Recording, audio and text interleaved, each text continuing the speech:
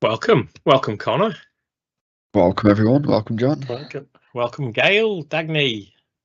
I've already said hello to George, Eva. Welcome, everybody. How are you doing, Connor? You good? Yeah, not too bad. Getting through the process of getting this Pathfinder ready for everyone. Joy. Hi, Gail. Hi, Latonya. Welcome back. Some familiar names now. I think we should start to try and we're always experimenting, aren't we, Connor, with different things, and maybe this will stick. If people like this format, this will stick. So it's up to you to make this stick, viewers and people, and us, of course. But it's lovely to see people coming back to our weekly digest. Got some familiar faces, got some new people as well by the looks of it. Just curious while everyone's joining, if we could get a show of hands of if this is the first session that you've joined, or are you a fairly new member within the last week or so? Just use the raise hands if you are new to our live sessions. Ah, cool. It's always nice to see people joining for the first time. We look after people, don't we, Connor? We try to. We'll try not to confuse you. We do our best. We do our best. It is Monday, though. I don't know about you, but today I'm struggling to get my engine running. So if I stop mid-sentence, I do apologise. I'll just let you carry on. But struggling to get my engine running today. I've had about 3 cups of coffee. I'm on a Collab365 mug full of tea, and it's just not working. I did make a drink, and I didn't bring it into the room with me. You always need a drink, gotta be prepared.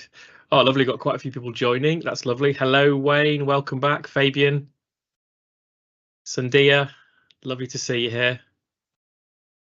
Give us a show of hands, not a show of hands, give us a message in chat where you're joining from.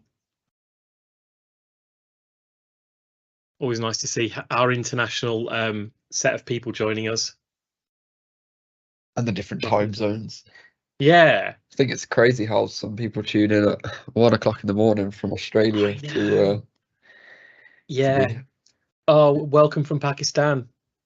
Yeah, so Pakistan's not too bad, I don't think, in terms of time zones. That's 4.5/3.5 ahead of us, perhaps. I think it's more than that. I think it's about six or seven. Is it? Oh, yeah, it's beyond the Emirates. I think Emirates is about five hours behind us, ahead of us. Wow. South Carolina, Dallas, Texas, Iceland. Oh, lovely. Friend of mine's just come back from that part of the world. He said he absolutely loved it.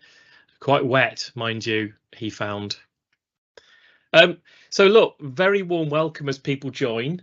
We will start. We'll probably be around for about an hour 15, a little bit longer if there's lots of questions, but we've got some good stuff in store for you today after Connor and I have had a little bit of a preamble.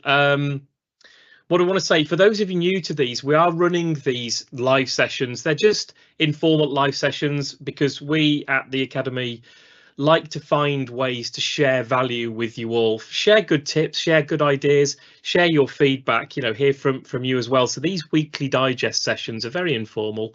Connor and I are going to take a little tour through what we've noticed in something called the Daily Digest, which, if you haven't already got a copy, lands in your inbox, or can land in your inbox every day. And it's a curated list, isn't it, Connor, of all the good and the great and the wonderful blogs out there around Microsoft 365, delivered in a format that's like a newspaper, I guess, to everybody. Yeah, I know we mentioned this last week, but obviously there's some new people here this week. So yeah, just a quick kind of introduction to the Daily Digest. So yeah, here at Collab365, we basically every morning I go through and take a look at what's kind of popular and trending, and some of the articles that other like-minded people like yourselves have produced, and then we obviously share and we promote them onto our Daily Digest, which is it's basically a newsletter that you'll receive every single day in your inbox. There's also a site that you can go to go and view them as well, called today.collab365.com. And yeah, that's just kind of the web version of what you'll receive in your in your inbox. But yeah, I tend to find a lot of the new stuff, the new trending things that appear regarding Microsoft 365 and that environment that we live in. And there's some really good stuff that we tried to pull out, and I think that's kind of the preface for these sessions that we're doing. Indeed. As John mentioned. So yeah, we'll do our best to surface some stuff today. Yeah, and I think as well, it's quite nice. The other thing that I always say about these sessions, if you've got questions, if you joined us recently, you've got questions that you'd like to get answered around the Academy, use this as a place where you can interact with us. We exist day in, day out behind the Academy. So if you have questions or you've got ideas or things you want to talk to us about, feel free to pop it in chat. But also you get to know Connor and myself. We're always in the Academy or thereabouts. So you'll know more who to contact if you want to ask about a topic or get some advice. So it's just a good chance to interact, really. And I think we enjoy sharing what we've been working on a little bit, and we did that last week, didn't we? So we won't go into depth, but I am really intrigued, Connor, as to what's kind of passed your radar in the last week in the world of Microsoft 365 that has made you kind of stop and think. Is there anything that's kind of caught your attention that you want to share? Yeah, there's a couple of things actually. I mean, the first one, for those again that have been here from at least Friday last week, probably aware that I was doing a session on building a game inside of Power Apps. Yeah, it's a little bit out of the norm for typical Power Apps use. But yeah, it kind of got me investigating a few things, and I ended up watching a bit of a session on how this guy built a 1980s style Atari racer inside of Power Apps, and it was fully animated and everything, and it had like a kind of 3D perspective, and it was crazy how he did it, way beyond what I'm probably capable of doing with Power Apps, but it was really interesting to see. If you set yourself a goal, I bet you could. Some of the stuff I've seen you build, Connor, is just insane. But yeah, yeah, I mean, it's definitely something I'm going to investigate more once I've finished the build. So if anyone is interested in following along with with that build that I'm doing, I'm currently building a much more kind of toned down game. I'm building a version of poker that people can play in their tenant, and I'm producing a series every Friday. There's an episode every Friday, which kind of goes across my build with that. So yeah, if you do want to kind of catch up on that, you can have a look. I think it's the Platinum exclusive space in the Academy, and you can take a look at the first episode of that build, which was last week, and obviously we'll be continuing with where we left off this Friday for that one.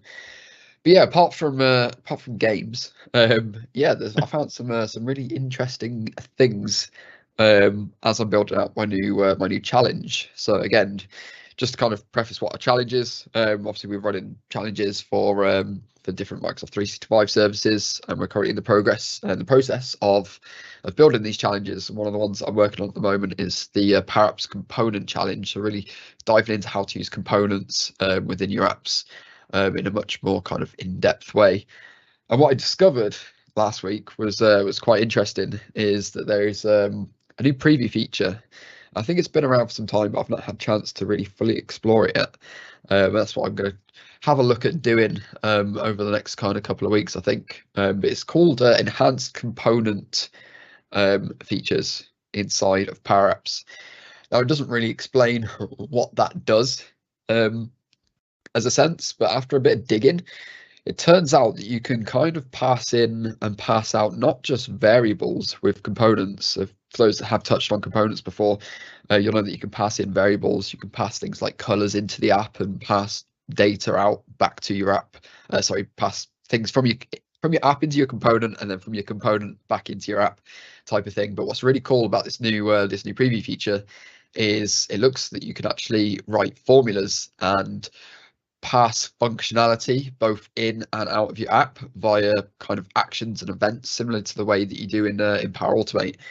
But yeah, I've not really kind of dived into it too much yet, so I'm just kind of intrigued, and it's probably a long shot, but I'm interested to see if anybody in the in today's meeting has actually used the enhanced component features that are in Power Apps, and if you have, what use case have you used them for? So feel free to just drop them into chat if if you have used it. I mean, I'm very interested because I'd like to find a use case to potentially demonstrate at some point in the next couple of weeks. We were chatting, weren't we, Connor? And it's, I mean, components as a concept, I think, is fantastic, because the idea of having a reusable thing, a widget, a button, whatever you want it to be, that you can pass to me or host in a library, and I can use, you can use, we can both update. It's great. And then we got onto that, didn't we? And it's like, where does this come in? What's the thinking behind it? Because Microsoft have clearly thought long and hard about investing effort in this new feature. Yeah, I'm with you. I'd love to see what the business use case is behind it. Well, that's interesting. Things are not available in components that you'd like to do. So I'm just interested in on that, Marie, I think that is. Yeah, what is it you're trying to do in components that you're unable to do, or potentially think you might be unable to do? Because you never know, this sort of thing could be the resolution. As Valerie said, yeah, components, obviously, menus, headers, timers and spinners, buttons, and all that sort of thing is the typical use case. But it's kind of leading me on to think about more things that you could potentially do with this new feature. So it's like reference CSS in the on start, etc. Okay, so I mean, yeah, you can pass in obviously variables. You can store CSS inside of a variable. Or styling HTML, I think you can do. Ignore styling. That's interesting. Yes, I mean, CSS is something Mark's talked about as well, isn't it, Connor? I know you've been exploring it. There's perhaps a little post in that using CSS, if that is at all possible in Power Apps. So it is to some degree, from what I've discovered. You can do things like you can wrap like HTML inside of things. Obviously, you can add style headers to that HTML, which obviously gives you access to a bunch of CSS. But yeah, I've not actually used it in terms of kind of fleshing out what my app might look like using CSS. But I know that you can do some pretty cool things with I think it's SVGs.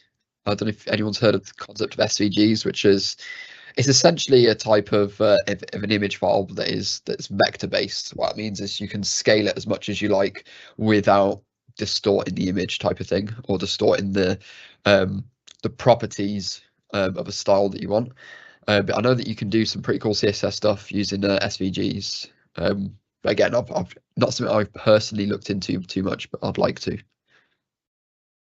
I think, yeah, so this is one of the interesting things about this kind of format is we'll get to hear from you as community members what might be interesting. So I could feel a blog post coming on about that particular topic just to go and explore it. Could be very interesting, that one. Yeah, I mean, I'll write a note, and perhaps that's something I can look into, maybe share a little bit on, try and dig out some blog posts or something to put in the Daily Digest about CSS for next week. That'd be a nice addition, I think. So I'll just write myself a note for that. Yeah, and I've done the same, Connor. There's another good question actually, which I think we'll have to take away and go have a look at around the sitemap for model-driven apps and what position that's in. That could be an interesting one to go and have a look at. So yeah, noted. Don't have an answer right now off the top of our head for what we think about that, but we'll go and have a look at that. Yeah, no, that's fantastic, Connor. So you've been very much buried in the world of components and Power Apps, haven't you, for the last week? I think I've been buried in Power Apps since Teams Takeover back in May. It's been very much my home at the moment. Yeah. Well, I've been taking the opposite path. No, the complementary path, but the different path. Into Power Automate, and it's led me into different spaces last week. Spaces I'm not comfortable in, if I'm completely honest with you. I mean, you and I class you as very much the traditional developer brain because of your skill set, your work with Unreal Engine and C. You've done programming languages properly. I'm your classical kind of business user, take building blocks, WYSIWYG type delivery person, and so I love the world of Power Apps and Power Automate, and when I start to have to stretch myself beyond it starts to feel uncomfortable, but I like it because what it allows me to do is to live the world that hopefully a lot of the community members do live, where you get to the limits and you think, what next? So my exploration last week was into PowerShell, which is, I mean, it is a fairly rudimentary scripting language, but I'm uncovering how powerful it could be. And I've written a blog post if anyone's interested in it on how to just poke around in SharePoint Online and get information out of SharePoint Online to help your process and your reporting, your delivery. I discovered, although the training material out there for what I wanted isn't great, with the help of the community, actually, it's not as complex as you might at first fear. So I really enjoyed my journey. And if I'm honest, I would say that 70% of the learning was about setting up my environment to work properly with SharePoint, get the right tooling. So that was like 2/3 of the tips I shared. And the other one, I'm going to come into this in a little bit, is again starting to think about what's out there that I might not have used before. And I touched on this this concept of regular expressions, which I've heard in talk before in development circles, about regular patterns that you can use to go and find things that may be in a block of text or maybe in a block of information. And so I'm going to show a little bit of that today, actually, but in the context of Power Automate Desktop, because it can get really powerful. So as Mita says, I tried using a component a year or a half back, creating tabs and failed miserably. Welcome to the club. We all fail miserably at first. So yeah, just to add on to onto that post in the chat there. So again, this is something that's been kind of readily made available now for Power Apps. From what I've seen, is again, there's something you can enable inside of Power Apps called modern controls. And inside of the modern controls, you now have the ability to actually create tabs without the need of actually kind of creating custom components and all that sort of stuff. So they have kind of made that area a little bit easier to kind of negotiate around. But one thing I will say with these modern controls, when you do enable them, they are really good. There's some new ones in there, like say the tabs. We've got progress bars and all that now inside of the modern controls. But you're very limited to like appearance, styling, and customizability of them. So you kind of, in terms of how they look, they are just how they look out of the box at the moment, I believe anyway. But yeah, if you go and enable modern controls inside of Power Apps, you can do that from your Power App settings inside of your app. And then it's under the upcoming features. If you search for modern controls, you'll be able to enable that and have a look at some of the new controls that are available. I think I demonstrated one on my LMS build as well, which is the progress bar, which again would be something of a pain to build as a component if I had to do that myself. So it was really nice to see that available to me. Yeah, thanks, Connor. And yeah, Sydney, to your point, I think you're exactly right there. Sydney's comment really is suggesting that a lot of what you might want to do with the thing that I referenced around PowerShell is actually point and click, is actually done for you. A lot of the admin environments can help you set up policies and do all this great stuff. But the point of the blog post was I've been doing that for some time, and for certain use cases, you reach the extent of what is comfortably possible. And granted, you do the next step with caution, but using PowerShell is a really handy tool to sit in your back pocket, like you say, with caution. But I found it to be really useful, and it really helped me out of a hole. The hole was content types. I don't know if anyone's ever used content types and had them across their site, but finding the devils once you've accidentally installed them on lots of lists can be a little bit troublesome and doesn't come out of the box. So yeah, thank you. That's really good, actually, about the modern controls, Melissa. Thank you for sharing that. So yeah, Connor, today is the digest, isn't it? So what have we got sort of that we have outside of our brains? What have we highlighted? Have you picked anything out the last week that you would think we should highlight and perhaps spend a bit of time in? Yeah, there was a couple of things. A lot of them are, well, they are both SharePoint related. I often find myself lacking in SharePoint, so I find it nice when I discover these small little tips which are quite useful. I didn't really kind of know existed. So yeah, what I will do is I will just share my screen real quick. And meanwhile, Sydney, I will find you an easy subscribe link for the digest. We have dozens of links, but I've got to find you one that's not going to take you down a strange pathway. So I'll find you one. So I'm just going to zoom in. So yeah, obviously this is Power Platformer, by the way. So I think John mentioned that he shared a blog post on here. This is our blog site where the team at Collab365 are basically posting our own individual blogs written by us that we'd like to share with everybody. So yeah, it's one to kind of save in your save as a bookmark. I'll pop that into chat for you as well. This is our kind of sister site, if you like, for blog posts. You'll find some useful stuff on here. I know Mark's been writing loads of stuff about AI and using AI inside of Microsoft 365, which is obviously a huge trending topic. It has been over the last kind of 12 months or so now, I think, since ChatGPT was released. I think it was back in October now. So we've had a year's worth of ChatGPT and AI, and for those that have kind of explored this area, they'll know that businesses are kind of running to kind of get on top of this and get on top of AI and using it inside of their business applications and solutions, because it is so powerful and it's a huge time saver. So yeah, there's plenty of blog posts on there about AI. And Mark sharing some of the build that he's doing as well. Should we do? I don't know, Connor. You tell me if you think this is a daft idea. Should we do a little bit of a demo of the one of the tools that he's created? How brave do you feel? I would feel brave. However, I believe that the version that I've got at the moment hasn't been published. That's fine. Yeah. Tell you what. Here's a little bit of a teaser for next week. Next week, I'm going to do just a 5-minute demo of a couple of the tools in our Collab365 tool belt to showcase how cool that AI tool is. It's bonkers, isn't it, Connor? Yeah, it's really well designed, and I think, as you mentioned, someone who's not built an app in a very long time, he's done a fantastic job with it.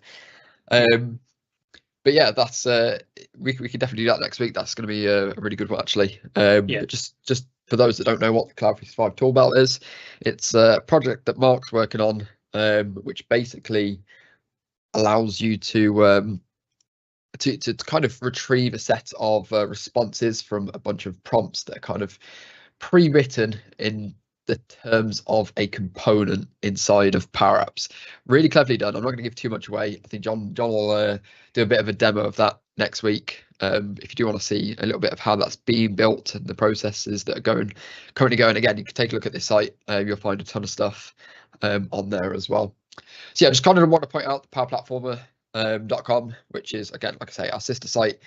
But we basically run the Daily Digest using today.collab365.com, and that's where you find everybody else's blog posts, all the articles that we found that I mentioned at the beginning of this session.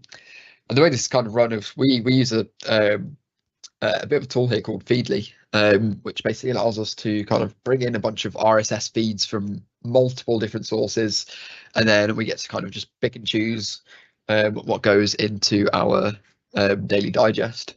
As I've got a siren going on outside my house. You got a good mic, you can't hear it, Connor. I can hear it, it's just distracted. But yeah, it's like my kids coming in. Apologies if you see me looking down at my phone. I've timed this call just for the point where both my children ring the Ring doorbell and say, I'm home. So yeah, we both have distractions, Connor.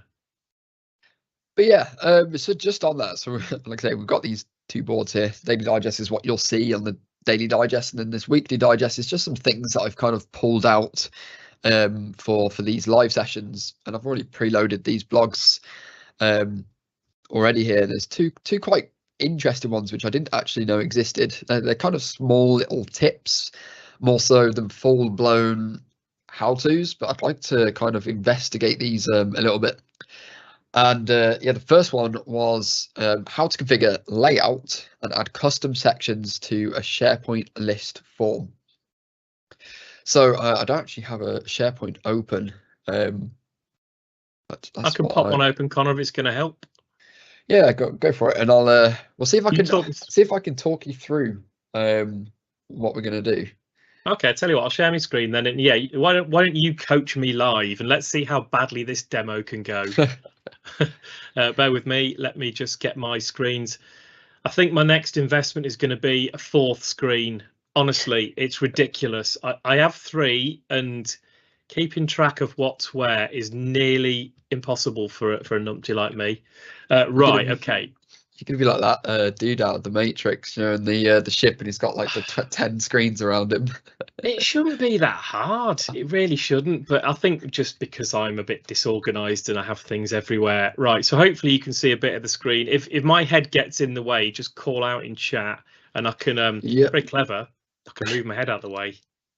So yeah, just if anyone's seeing kind of cut off John's screen, if you right click on his screen share and then you do fit to frame, and that'll just make sure you can see everything that John's seeing. So yeah, obviously John's just going to head over to SharePoint and see if you can just open up a list that has some stuff in it, potentially. Yeah, cool. I've been using this for, funny enough, for the Power Automate Step Up Challenge. I have been using a travel request list, which at the minute just has a load of nonsense in it. So there you go. So it's actually, do you want some data in it? I don't think we need, this isn't so much about the data by the looks of it. It seems to be about just how we go about the view when we kind of bring or create new items inside of a list. Okay, I'm just going to switch my screen share just so it's a full screen share for those people who can still see me. There you go. Hopefully that's better. Awesome. Right, so I'm in a list. So yeah, we've got a list, and you can see that we've got a bunch of columns here.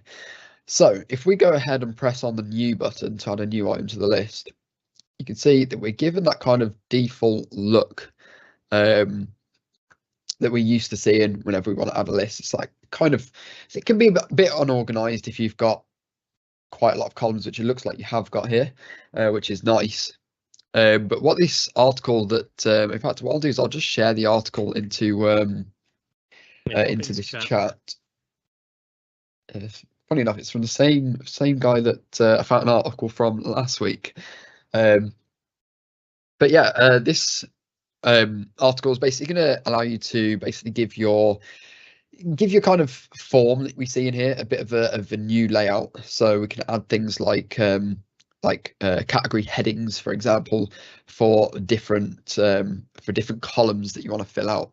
So I'm just kind of interested to see how we do this. So in this blog, I'm just going to read this out to you. Just give you an idea of what's going to happen. So in this blog, we're going to cover the following requirements. So how to edit a SharePoint list item form, which is what John's got open up on his on the right hand side of his screen there. And we're going to how to add custom sections, arrange fields, and configure the layouts and controls in SharePoint lists item forms. So we've got a list there. We've got a form on the screen, and what this blog post says is he wants to group the fields into multiple sections and configure the form. So let's see how we can accomplish this. So if you click on the list item record, you'll get an option to edit the layout of the screen. So up in the top right, you should see configure layout. Yeah, I do. And this works really well for me because this one's all about a travel expense where you've got certain header information and then certain detail information. So maybe if we just do that. Yeah. Okay, so we've got our window open, and you can see that we've also got apply formatting to header. And if we drop that down, we'll see body and we'll see footer as well. So we can kind of apply different styling using a JSON format here to actually to go ahead and start adding things like column or categories above certain columns, for example. So there is a bit of a JSON format here that we've got. So I'm just seeing where he's placing this. So we're going to choose the body on that apply formatting too. Okay. And what I'm going to do is I'm just going to copy and paste chat. Some formula. That's formatted a little bit weird, but hopefully that copies across okay for you, John. Yeah, I'm sure it will. If not, I do have JSON Beautify. So what I might do is I'm just going to I'm not going to do that. In fact, what I will do So that's not worked. So what I might do is just use a tool this is not prepared, I promise you. I've got JSON Beautifier. Ooh, what have I been doing there?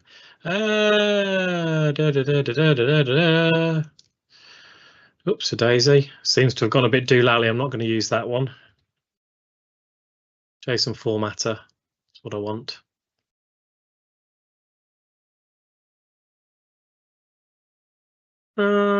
Which one should we choose? Do you have a preferred one, Connor? I normally use JSON Beautifier. JSON Lint, I think. The one that I usually use. That one looks good as any. Validate the JSONs. Yeah, so it's missing something. What am I missing?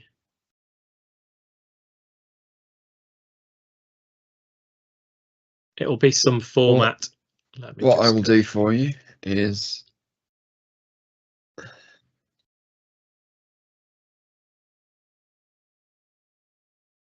we could do a whacking that into something which is going to give us some helpful output.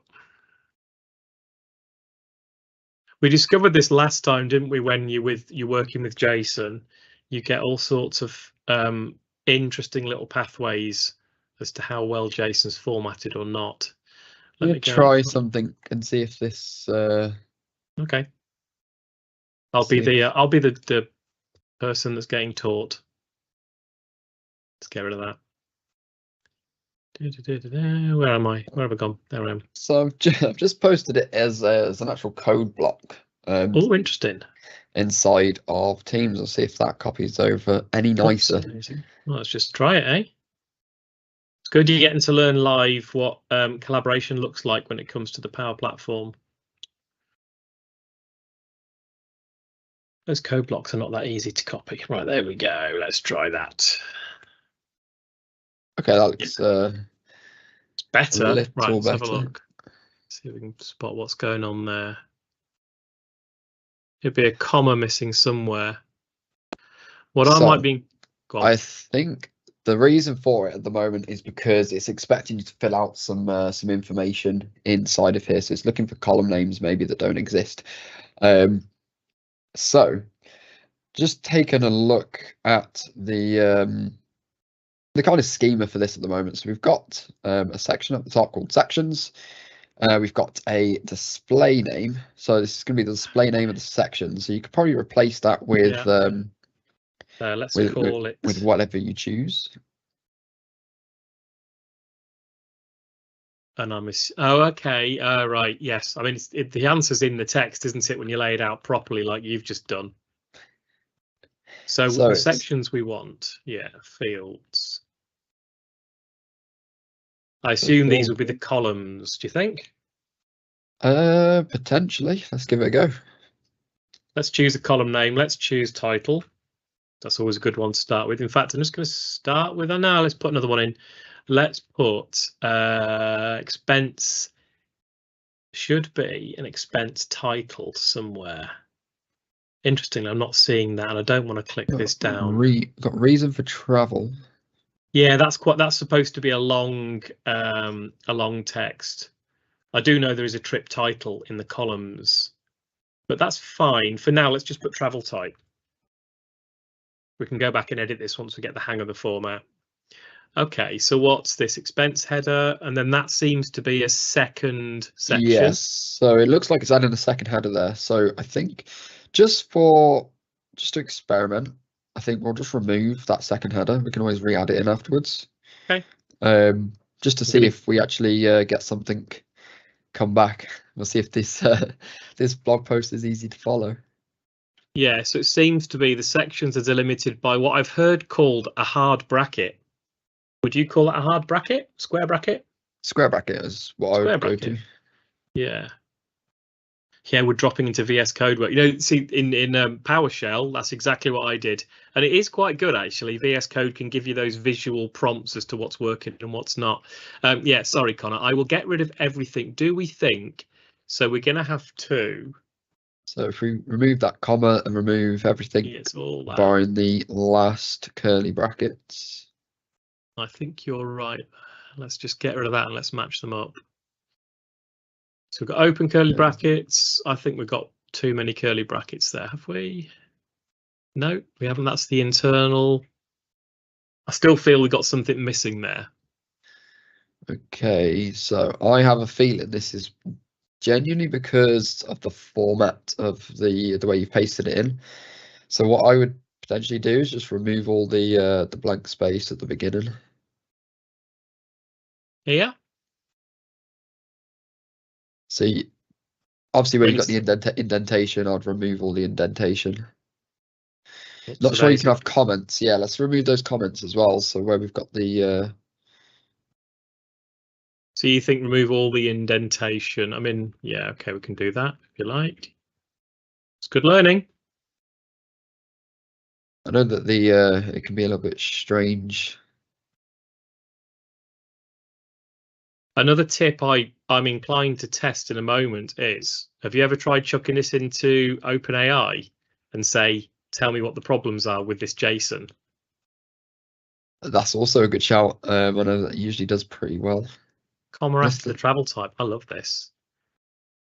Oh yeah, because that's the last one. Yeah, okay. I still so sections we've got open. We've got that. We're missing a curly bracket at the end of that section. So that closes that one off. And then I think there's one too many. See, for me, that looks... No. No, we're not. We're missing some stuff there. It's the fields. Got... Oops. No, that's not right, is it? No, because the square bracket will have to be at the end of the array of things you got there, so the title and the travel type. So you need to put a square bracket after the travel type. Yeah, that's what I thought. And then that goes there. And then we're closing off that section. Interesting, the sections have got a square bracket around them, haven't they? Sections and fields. Which is why there needs to be one between those two at the end. Yeah. So let me just see where we potentially have a mismatch. Let's have a look. Let's see if the human's faster than AI. So what I'm going to do just while whilst you're doing that is I'm going to head over and try a version of this myself just to see if I can. It's a lot easier if I can kind of see what's going on a little bit. Got some on a different account here. Let's just test this. Best not make it visible.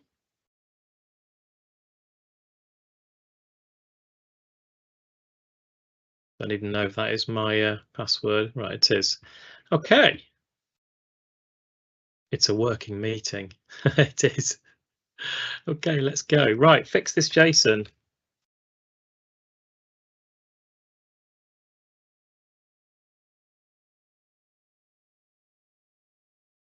A minor issue with the format, the field name string should be enclosed in double quotes. Here's the corrected JSON. Let's see how good AI is. By the way, what I've just done is free. You just have to have an account with OpenAI, which I think you could still get for free. But let's see if it actually works. I don't want to be. It still doesn't like it. Yeah, so just go ahead and press preview, see what happens. I'll go back to that now. Where was I? Okay, so we've got our. There you go. So we've got expense header now. We've got yeah, it does work. That's it. It's fixed it. Column heading. So yes, so it looks like then what we can do with this is just checking that we've got the correct values inside of this. We've got the title and travel type, which are already in there anyway. But I think that's because I would imagine that you have to specify anything that should be under a different category. So I think it's just placing everything under there. I think you're right. So maybe we do try that, and we just as an example. Should we just try and get another section? Yes. So you'd need a comma after the curly brackets underneath. Do you think it's that, or do you think it's after this? So you think the comma there? Yes, because we are defining a table there of things. So the next one will be like this, won't it? Is that correct? Yeah. We Should need be, an yes. open doodly doodly and a close. That's my plain English doodly doodly. Expense You've added detail. an extra one there. You already copied across the. I have, haven't I? Open. Close. Right. So yeah, let's go ahead and change the second one and add some of your other columns in there. So again, just while John's writing this out, just bear in mind if you've got spaces in your headers, then it will be using the Let's just do it again. I can't remember the name of it. The column SharePoint name or column name rather than the actual visible name to you. So you'll have a little bit of a weird format where you have like an underscore x 0200x, I believe it is, or something like that, inside of here. So for example, Let's just save it. wherever you've got spaces, that would be the format of your column name there, John. Where your spaces have they're surrounded by the bits in the underscore. I've just put it into chat. Yes. Now, interesting. I was going to comment on that because I'm always really squeamish about spaces here. Modern SharePoint lets you have spaces, doesn't it? Because it actually compresses the name for you. So let's just have a quick look at what it's actually thinking, because it may not be that it's got that gap. It might well be. Just bear with me a second. So let's have a look at the list settings. We'll have a look at those column names just to validate exactly what you said. And I think you're right there, Connor. Let's just pick, what did we try? Travel start date. What does it think that's called? I forget where I go now because I haven't got the URL. That's an interesting end name that you've got there, field 8. That is interesting, Connor. That is very interesting, which is why it's not finding it. Yeah. Very interesting. Right. Well, we'll just put field 8 in for now and we'll see where we go. Clearly some issues with field naming. Just while John's doing that again, so what he's just done there is just gone and checked what the actual field name is for his column. You can do that by going to your list settings, choosing the column, and then at the end of the URL you'll see field equals, and that'll be what the internal field name is for your columns. I suspect maybe because I have issues further up, that travel type will be different as well. So I'm just going to remove them and try and go with field 8 and title and see what happens there. Because we would expect those to work, right? Let's have a look. Yeah, that's not working. Oh, I'm going to have to play with this. So George's suggestion is filter by a column and see it in a URL. Interesting. I'll just go back and I will validate the field names, by the way. I mean, this is my longhand way of doing it. What did we go for? We went, see, I've called it trip title, so I've clearly been messing with this one. This is just called title, so that's fine. That title up there. Let's have a look at the other ones and let's just choose a second one and let's just try and validate that. So this is called field underscore 1. I've copied that. Let's go back to our list. This wasn't the demo we planned, but I like this. This is fun. Right, so we know it's always great when things don't work out. Oh yeah. That's what it's all about. Right, I'm just going to copy a preview. Right, so I don't think that's working. So we do have the expense header. I think what we'll do is we'll chuck it back into ChatGPT. Let's do that. I was quite impressed what it did with the first time. Tell me if this is... What I love is I can be completely obtuse and it recognizes Jason. I know it shouldn't be that impressed, but yeah, I tend to just angry type at ChatGPT now and just go fix this and then paste it in. Yeah, I mean it doesn't. Okay, What errors are there? There's only one field defined in the structural lines of your... Syntactically correct. See, that's always the main thing for me is syntax with JSON. I don't see it instantly. Yeah, which I think this is going to be one that I'm going to take away, Connor, and go and have a look at, because to me that's a fairly sensible. For me, it's something after the expense header is not right, which is why it's doing the first thing and then ignoring everything else. So there's something that's triggering in my head says I've not quite set this up properly. Are there any tips in that blog post? the big one is I think you are applying that to the header rather than the body. So under the drop down, so all of these fields that you've got should be part of your body. That will be a big one, right? Should we just try that? That should fix it. Thank you. There we go. We can see that. We can see that there. So we got expense detail now. I can't remember what your field one was. It was the status. Yeah. Okay. That's right. And so then, as you say, everything else is just splatted on. That's quite nice.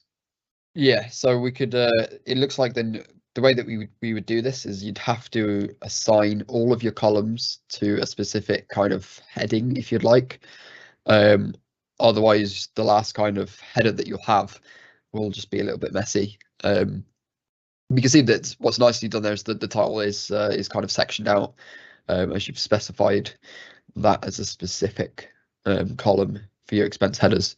So yeah, it has worked. That's nice. Well done, Connor. You've coached a JSON numpty, which is what I class myself as. So that's quite a real life scenario that just happened then. I'm just going to paste the code snippet in so people can see it. That is what we did. Yeah, I think again, this is going to be really useful for a lot of people. I think, especially, I mean, I've seen some SharePoint lists that have got like 50 columns for different things, for yes or no fields and all of that sort of stuff. And whilst yes, you could essentially do similar sort of things using the Power Apps builder for your SharePoint form layouts. This is quite a nice little addition that you can do without having to kind of dive into Power Apps and kind of build something up from scratch. Yeah, do you know Mark Cashman did a session probably about 6 months ago now. We must get back in touch with him to see if we can get one for November around lists. But of course, lists is surfacing SharePoint lists, you know, in a modular sense. But he showed us quite a lot of this customized JSON. So I think it's been around for a while, and it's something we don't really explore, do we, Connor? Because we don't necessarily have a need. But the idea of separating out is something I've not seen before. I've seen coloration. Is that a word? You decide. Is coloration a word? It is a word. I'll go with that. Yeah. I've seen people color columns, conditional formatting. I've seen all that take place, but I've not seen those sections before. So that's really cool. Yeah, good find. So just before we move on, because I know there's something that you wanted to show as well. I'm just kind of taking a look at another one of the blog posts, and it doesn't look like it's generally available just yet in our environment. I don't know if that's because we maybe have created a SharePoint site that's probably a little bit older than when this was posted. But the other one was around you can actually change the folder color of document libraries, but I'm not seeing that option inside of my SharePoint. So I think what we'll do for now is we will skip that one. And okay. We can always come back to that when it's something we can explore. Yeah, that sounds good. Oh, you can in OneDrive. Oh, thank you. We got coloured folders last week, says Steve. Nice. I've so not yeah, it looks like it's something that's being rolled out according to this blog post. That I'm currently looking at. You can't see it on my screen at the moment, but it's creating coloured folders in SharePoint Online and OneDrive. So yeah, it's probably something that's rolling out. But essentially, yes, you go to the ellipsis on any of your folders inside of inside of SharePoint, and you'll see folder color, which is a new addition that is obviously being rolled out. So some of you may have it, some of you may not. But again, what I'll do is I have got it, Connor, on my dev tenant. We'll have it somewhere. It's because we're not on a US environment, probably. Yeah. So yeah, it just looks like it's in the process of sort of being here and not being rolled out. So just an interesting one when you guys get around having a look at that. That might be quite useful for especially organizing. And yeah, John's got it up on his screen there as well. So you can create folders now. You can give them a folder color as you create them, and obviously if you select the ellipsis on that folder as well, you'll see folder color, and you can change it from there as well. So yeah, just a nice little one that I wanted to kind of share, which is again useful, especially when a lot of us have very complex document libraries for managing things. So it'd be really nice to maybe like kind of color code things, find out where you are. Yeah, and you could also really break some people's brains by having an orange folder that was blue and then a blue folder that was yellow. I think that would be really problematic. I know it seems like trivial stuff, doesn't it? But sometimes these visual cues really, really help. So it's to be applauded when we get a different set of options. Yeah, not available in GCC yet. That would make sense. A lot of things seem to roll out with a reasonable lag to educational licenses in GCC, don't they? One thing I will say about just rollouts in general as Microsoft release updates for things is one of the big things that we've seen as things are rolling out is 9 times out of 10 it depends on the location of the kind of server where your environment, your tenant is kind of stored. That's the biggest one. Usually depends whether you receive updates sooner rather than later. Yeah. But I've seen cases where, for example, US environments have received things 3 months before we have over here in the UK. So yeah, if you do see something, you go, oh, that's brilliant. I'm going to be getting this soon. Just bear in mind that it can take some time. And it's not that you're not going to get it necessarily. It just means that Microsoft have taken their time because I mean, the amount you got to think about the amount of workload behind updating that many tenants that they have to do. It's a process that it's definitely going to take some time. Yeah, agreed. We often, I did a little while back when Copilot came out. We have the ability to create environments on our tenant. We're a UK based tenant, and I was able to go and create a US environment. It was quite a routine process, and Copilot was there. So it is worth, if you have the ability and you can do this, go and experiment. Or what I did was actually created a US developer tenant. For those of you who've never explored the developer tenants, and if you're interested in getting your hands on your own play sandpit, do go and do that, because it will just unlock lots of potential to go and play and break things, which is what you see when I'm using Adele's login. That's the developer tenant. Yeah, about 6 months. Yeah. Sydney just point out something really useful there as well, which I've heard, is if you sign up for the live conferences, then you'll with I think it's the actual Microsoft Live ones, then you often get early access to a lot of the stuff as well that's kind of being released and rolled out. So that is quite nice. I was just puzzled as to where basketball came into the conversation, but it appears now that basketball drives the rollout strategy of Microsoft. So go Microsoft. What about cricket? Cricket's better than basketball. Ducking. Nice. Anyway, nice. I think I'll hand over to you for a little bit, John, because I know that you've got some interesting things to share around some stuff you've been doing.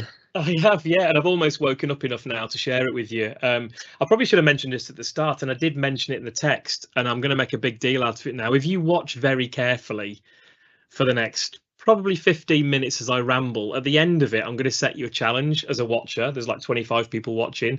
I will be creating a post after this with everything I say in more concise terms, so you'll be able to look at what I'm going to sort of talk about after the event.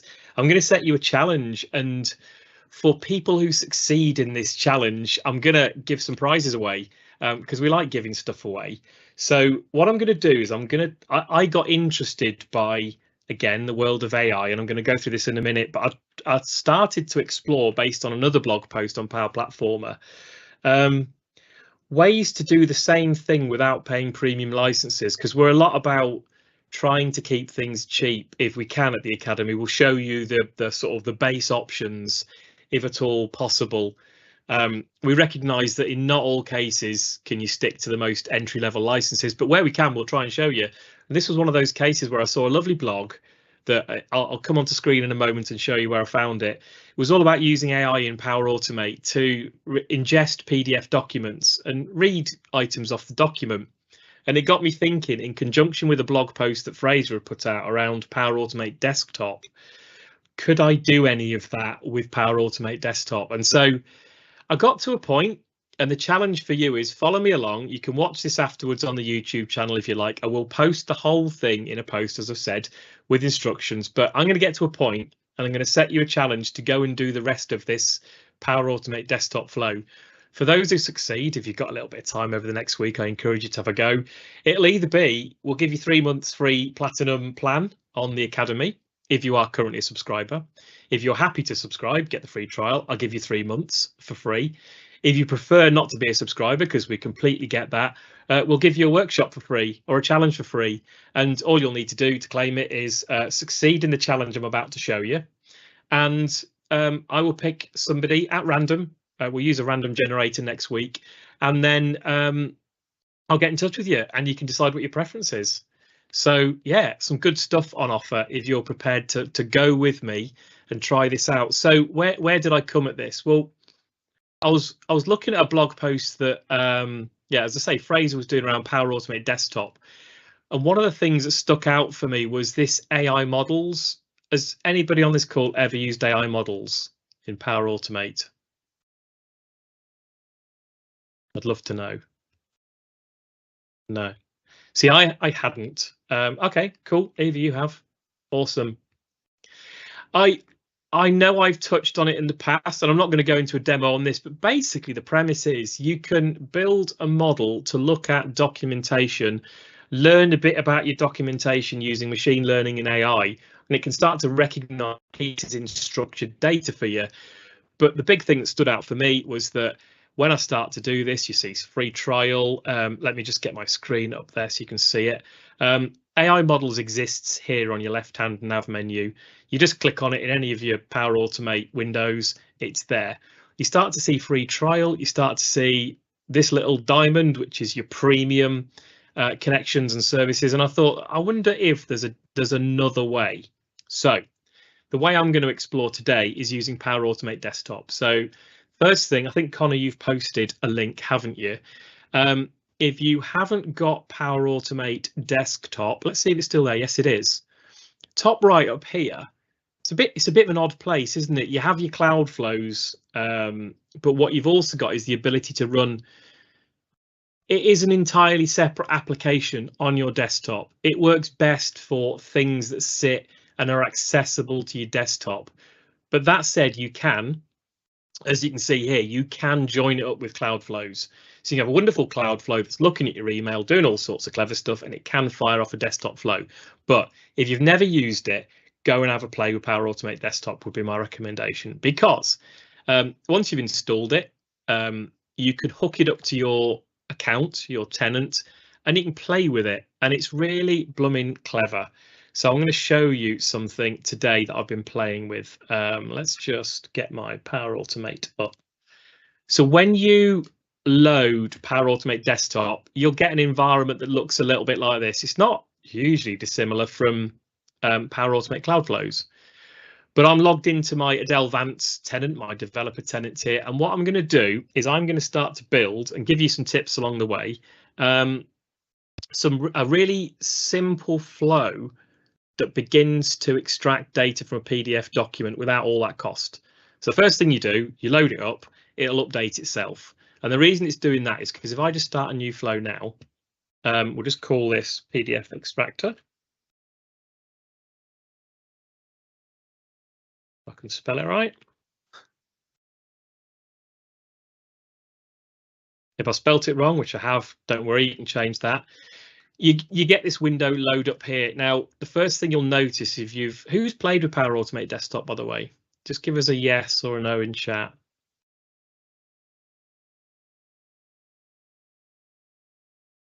While you're answering that, I shall continue. Yeah, okay, cool. Honestly, if you've got repetitive stuff that you need to do, either with legacy solutions, maybe you've got an app you contact lives on a server, it does a whole host of automation. It's like it builds macros for you effectively. It builds automations that can run either with you watching them or with you not watching them. But what you'll notice as you load it up, every time you load this up, if you've not been into it for a week or so, this list here gets bigger. And what I discovered is, I mean, this list is way bigger than when I first loaded it up about probably a year ago, which you'd expect. They're developing it all the time, but there's some really, really helpful things that you can do. So let's just demonstrate a few of them. So the first thing is I happen to have, if I can get my folder up here, I've got a folder on my desktop, and in it I've got a PDF. Let's just use Edge to open it up. Got a PDF document.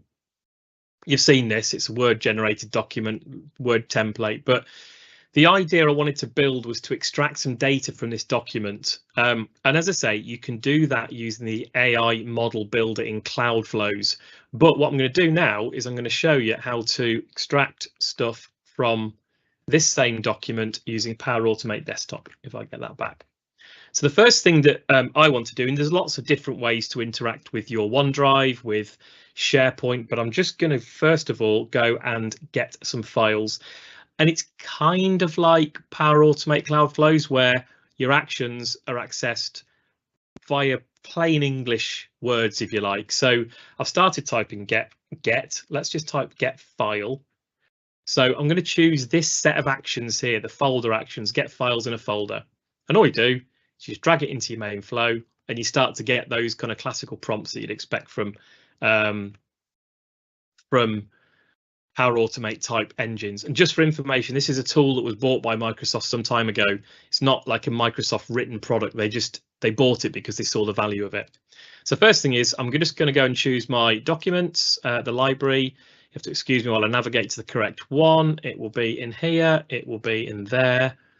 Academy events, live demo. That's my folder.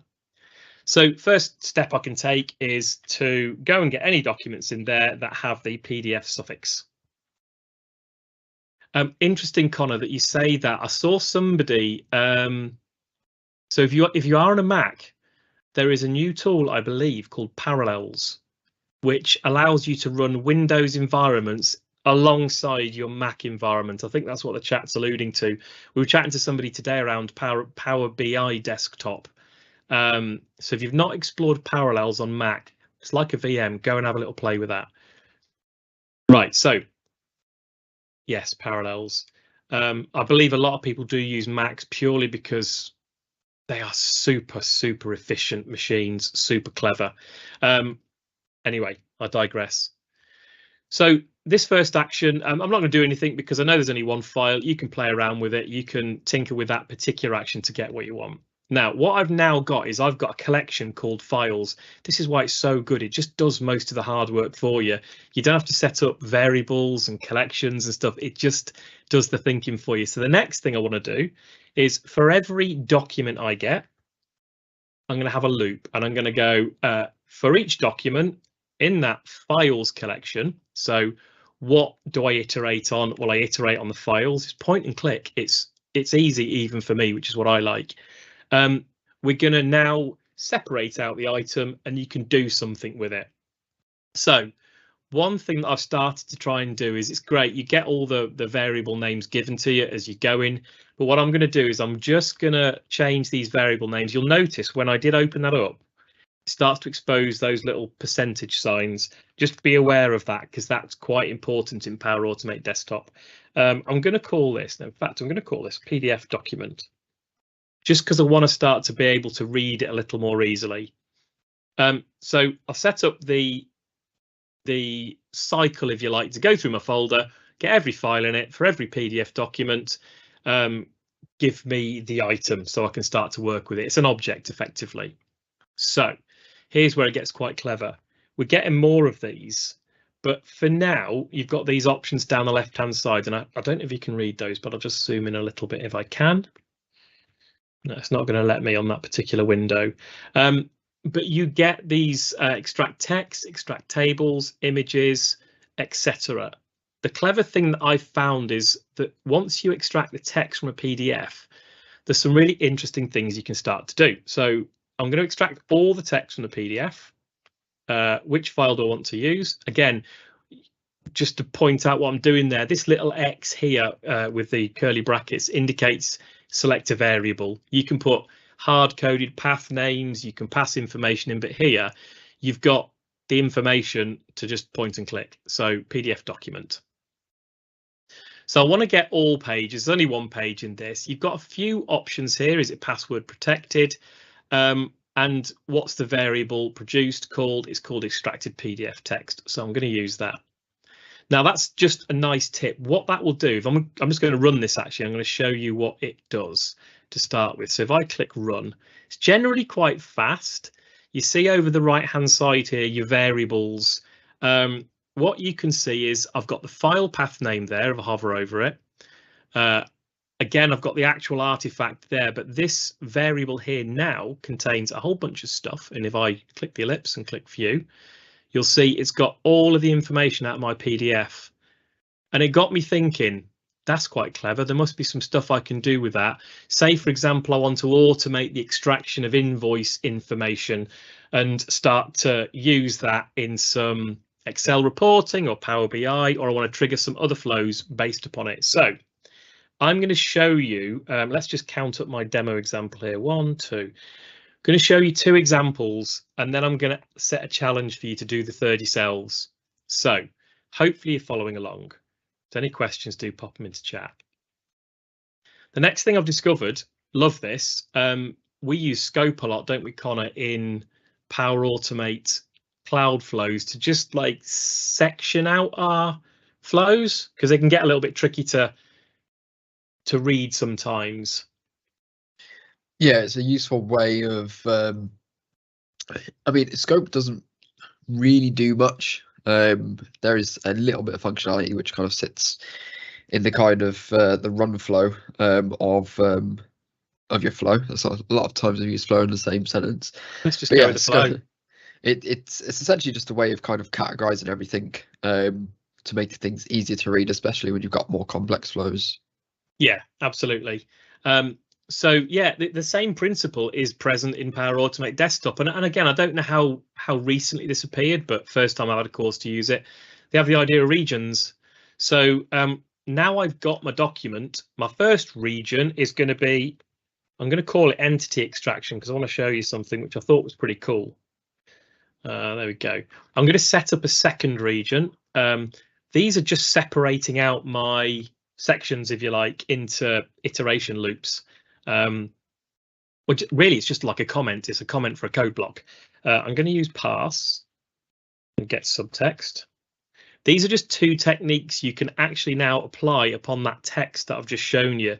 And the last one I want to put in, and I want to leave you folk to have a little play with if you're up for it, is get from tables. There's a bit of a hint there, but I'm going to fill in these first 2. I'm going to then download this flow for you to tinker with. I'll give you an example document, and then I'd love to see who can successfully extract the lines from the invoice using the techniques I'm going to show you. Okay, so the first thing I'm going to do is, this is pretty cool actually. There's a lot of text. Let me just bring up the document. Bring up the invoice example again. It might seem quite complex to get information from this invoice, but there's a lot of things you can just do using what's called entity matching. Now, I think behind the scenes, what it's actually doing is using something called regular expressions, but I'm just going to show you an example. So if I wanted to go and get the email, for example, or perhaps a date from this document, any suggestions as to where you might go if this was you? Would you find that easy, or would you find it hard? While I load up my example. Me personally, I'd probably end up diving into something like Adobe Acrobat or something. Because I know obviously that kind of pulls your PDFs apart, and you can do certain things in there. But yeah, I mean, I've never had to extract from a PDF before. And I did just have a question actually on this as a solution. So my guess is that the PDF that this flow is designed to kind of extract from needs to be the same template. It needs to be the same style of PDF, so it knows where to get its information from. Am I right in saying that? Or yeah, you could. There's a few things you could do. I mean, yes, it should be structured in a regular fashion. That said, because you can inspect the documents, you could potentially look for the presence or absence of an item, which would indicate whether it's that version or that version, and direct your flows that way. So yeah, you're right. For the simple use case, you'd want the same kind of template, but I didn't have to care about the template. I don't really have to worry too much. In fact, what I'm going to show you now, you could use on any variety of templates. Let's just say in that template folder, you had 15 different templates. Let me just type this in. You've got the idea of recognize entities in text. So what text do I want to go and scan will be my extracted PDF text. What kind of entity do I want to find? Well, here you go. So this is answering your question, Connor. I don't have to care particularly. Apologies, very fuzzy without the focus on content view. Interesting. I don't know why that's not showing up for you. Let me try and share my screen in a different fashion. Bear with me. Let's see if this is better. Is that any better, Sydney? Hope it is. Yeah, you can just basically point it at a file, get the text from it, and I'm going to go right wherever on the file you find an email. Oh, good, that's better. You find an email address that you believe is an email address, and just hover over there. It will match. Yeah, it's not telling you an awful lot there, but it's going to look in English. You've got a set of different languages there. You can go and find emails off. Take care, Melissa. Go and find emails off any unstructured document. Doesn't matter. So if I just run that for you now, I've done nothing else and had one action. And let's find out if it's recognized any entities. We'll go view. It's found my email. It's there. It's in an item that I can now do things with, which I think is pretty cool. There's another way you can. Let's just have another look at another entity. Let's just have a look at date time. We'll just copy. If I'm clicking around too quick, then do tell me. Power Automate's just frozen. I'm just a bit mindful of time as well. I don't want you all to run over. I'm going to go and get a date time out of here as well. So let's just choose. Scroll down. Where are we seeing date time? Date time. There we go. So let's get all the date times out of here. Let's run that again. I see you and not your screen. Can you see my screen there, Connor? Yep, screen looks good for me. Okay, good.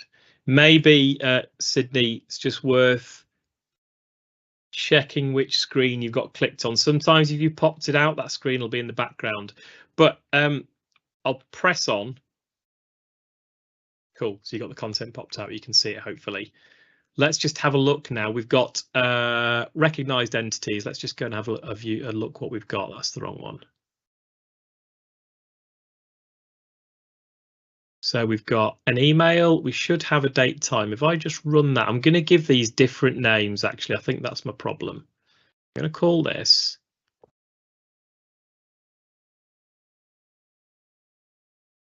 emails. I'm going to call this dates. You know, so I'm just clicking into it. It's a really easy tool to get used to, and what I genuinely would say, go and have an explore with. Obviously, you might win a prize if you do. Let's just run that and see what we get. Okay, so dates. I hope I've got some dates. What am I doing? I'm doing something a bit wrong there. Dates.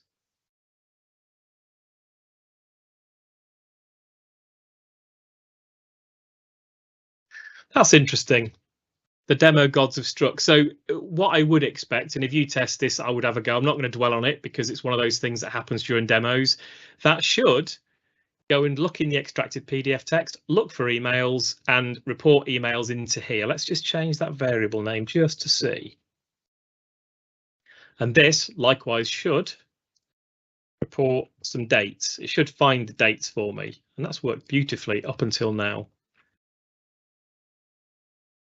Just do a quick save. Sometimes they can have a bit of a funky outcome, but let's see. Run that once more. Okay, it looks like it's getting some issues. I'm not entirely sure why. I'm going to have to look into that, and I will correct that for you. I'll give you if there's anything that I've found I've done wrong there, I'll give you that on the post that I'm going to post. Okay, I'm just really mindful of time. So what I'm going to do is I'm going to show you the next one that you can do. And now, again, I don't know if this will work because there seems to be something wrong with this flow. But what I'm going to do is I'm just going to now search and use a different action called parse text. Okay, so it's another technique you can use to get data out of a PDF and use it. So again, the text to parse is going to be the extracted PDF text. The text to find. Now, you can experiment with this. There's a number of ways that you can. In fact, I might set the challenge slightly differently. There's a number of ways that you can get data out of that that big long section of text. Now, the first one is probably where I would reach to first. I'd go and find a bit of text, knowing that the piece that I wanted was after it. So I'm going to find the position of that particular item called invoice number. Because what I want to do now is I want to extract the invoice number from this document automatically. Now, you'll notice this is a regular expression. If I have time, I will show you that in a moment. I think I might be able to get there.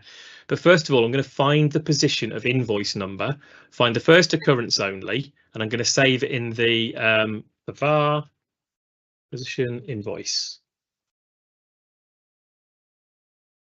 Okay. So remember, if you go back to that, I wonder if I've still got a copy open. No, I haven't. Let's just get you a copy open.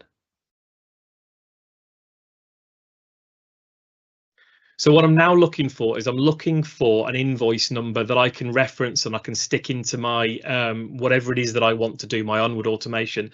So I'm actually looking in the text for this invoice number, but the item I want to get out is that 009 JMW. So here's how I do that. Feel that. So we'll use this parse text. We'll look for invoice number. We'll find the position of it. That's the first step. Let's just do that. The long-handed way around this would be to parse the text, and then what that's done, if we have a look here, it's given me the exact character reference for the start of that text. Now, I know if I go back to the invoice that I think it's 11 characters after that piece in that original starting text, which was here, is the actual item that I want. Now, what I'm going to do now is I'm just going to increment that variable, increase the variable. So the variable I'm going to increase is that var position of the invoice. So effectively, I'm going to move a cursor along the screen and I'm going to click save. And what that will then do is it'll go at the start of the invoice number, move along 11 characters. And then what I'm now going to do is I'm going to grab a piece of text using the get subtext. Again, I think what I want to show here is the amount of capability you've got inside Power Automate Desktop is just bonkers. It's just a case of exploring it in those left-hand actions. And they're fabulous. It's really fabulous set of actions you've got in front of you. So the original text will be my extracted PDF text. I'm going to start at a character position, and the character position I want is the var position invoice. So that position plus 12. How many characters do I want to get? Well, I know my invoice numbers are something like how many am I going to go? I'm going to go 7 because I think my invoice numbers are 7. Of course, I get that wrong. Original text.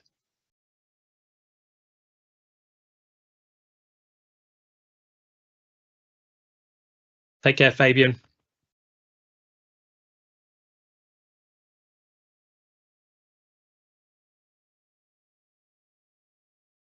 We'll quickly save that and give it a run. Okay, so what that's done, as you can see on the right hand side here, is it's gone, it's found invoice number, it's moved along the document, and it's got my 009 JMW, which is what I wanted. Now, there's a whole bunch of principles that I've just shared with you there quite quickly, but I will encourage you to go and review the video and just have a look, where you can effectively recognize entities in text.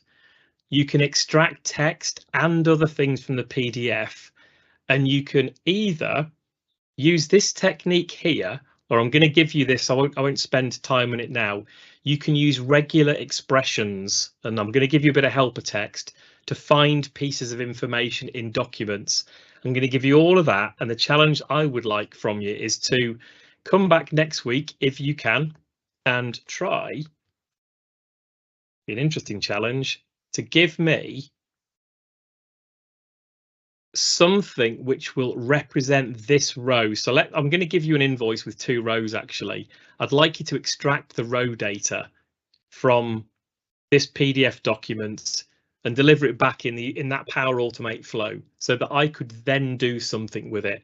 And I'd love to see who can experiment with that using what I've just demonstrated on the screen and see how you get on.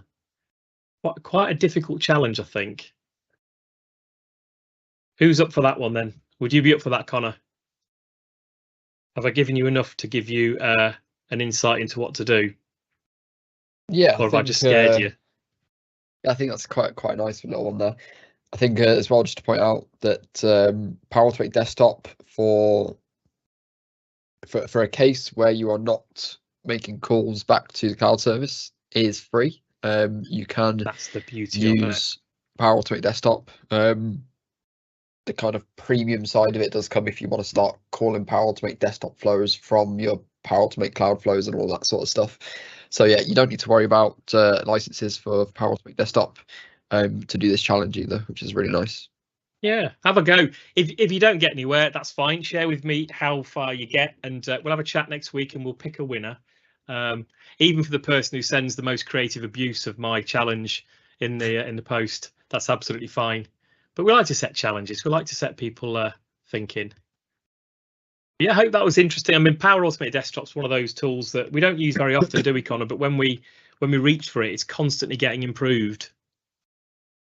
Yeah, I don't think I've touched on Power Automate Desktop for I've been about 2 years now, really. That's interesting, yeah.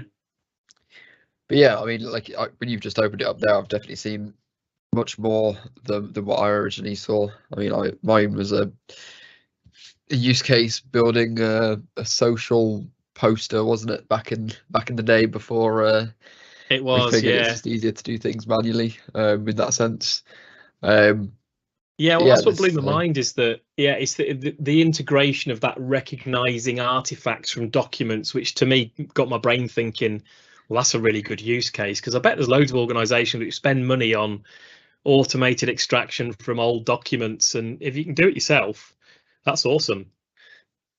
Yeah, I mean, I think the big thing which excuse me, the big thing that kind of looks over my kind of screen at the moment is the fact that AI is becoming so advanced, and there's all these new tools that are coming out there, and I don't think it'll be long before AI would be able to do much of this for you. But again, I don't think that's quite here just yet.